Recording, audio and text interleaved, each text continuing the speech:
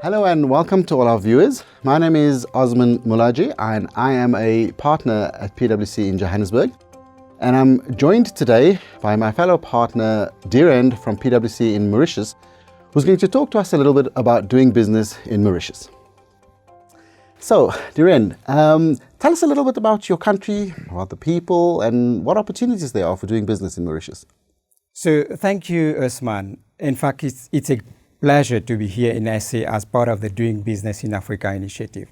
Well, Mauritius is an island in the Indian Ocean, which lies east of Madagascar and the southeast of the African coast. Its capital is Port Louis. Mauritius is around 1,864 square kilometers, so you can practically travel from north to south by car in around 2 hours. Mauritius is almost entirely surrounded by coral reefs with lagoons and beaches, making it, as you would guess, a very popular holiday destination. But rest assured, Mauritius is not only a holiday destination. It has, since its independence from the British in 1968, developed from an agricultural economy into a diversified and robust one. The Mauritius economy is now based on sectors such as textile, tourism, ICT, construction, and financial services, just to mention a few. Mauritius is presently a middle-income country and is aiming to be a high-income nation by 2020. Now, coming to the people, Mauritius has a diverse ethnic population of around 1.3 million living in peace and harmony. It has an educated and bilingual population talking both French and English, and this makes Mauritius very distinctive as a location for multinational companies. Thank you, Dhirend. So, on the ease of doing business rankings, Mauritius is the #1 African economy as it continues to see exponential growth in its economic development. So, despite that, what are the main challenges that you see facing an investor into Mauritius? Well, I believe Mauritius should consider to further open its frontiers to foreigners. Much has been done in the past years for foreigners to buy immovable properties in Mauritius. However, these are only in some designated areas, such as the Integrated Resort Scheme, the Smart City Scheme, or the Property Development Scheme. Outside this scheme, we need prior approval from the Prime Minister's office for a foreigner to buy a property in Mauritius. And this is, of course, added administrative burden. The government has further facilitated the process of obtaining occupation permit and work permits through an online system.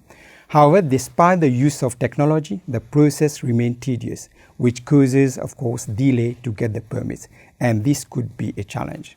In addition, as the law stands today, an accompanying spouse may have difficulty to also have a work permit to find job in Mauritius. Perhaps the big question is whether Mauritius should not consider relaxing its residency rules to further attract investors that may help grow the economy. Air connectivity is another challenge. Mauritius is trying hard to improve its air connectivity. Durban, Johannesburg, Nairobi benefit from direct air services with Mauritius. Turkish Airlines now further connects Mauritius to Europe. However, with the ambition to become a regional platform for trade and investment, the lack of direct connection and perhaps frequency as well to other important destinations such as Accra, Lagos, etc. does not help Mauritius. It would be sad for Mauritius to only see that investors are putting their money somewhere else because it is not easy to get to Mauritius. Thank you. So, given some of those challenges, what are, in your opinion, the 3 most important actions that an investor would need to take in order to ensure the success of their investment? Well, I would address this question from the perspective of firstly an investor investing in Mauritius and secondly the investor investing through Mauritius. Mauritius has a population of 1.3 million, as I mentioned earlier, so clearly it is a small market. Therefore, it may become a challenge for an investor to do business in Mauritius by only serving the local market.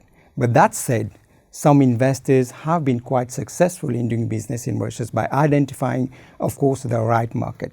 In other cases, the operators, while serving Mauritius, have extended their operation outside Mauritius. Well, as you're aware, Mauritius serves as a good platform for routing investment. However, With the recent developments on the international tax arena, especially from a BEPS perspective, international financial centers like Mauritius are constantly under the scrutiny of international organizations. And investors should ensure that it complies with all the substance requirements and rules of Mauritius to avoid dispute over the structure that they have put in place. Thirdly, the lack of knowledge on the local culture can be another challenge. Ideally, a local partner or reliable advisor should be helpful in the circumstances. Thank you very much, Dhiren. My pleasure. It's been really good talking to you today. And there you have it, everyone, doing business in Mauritius. I hope our audience has found this to be insightful and useful.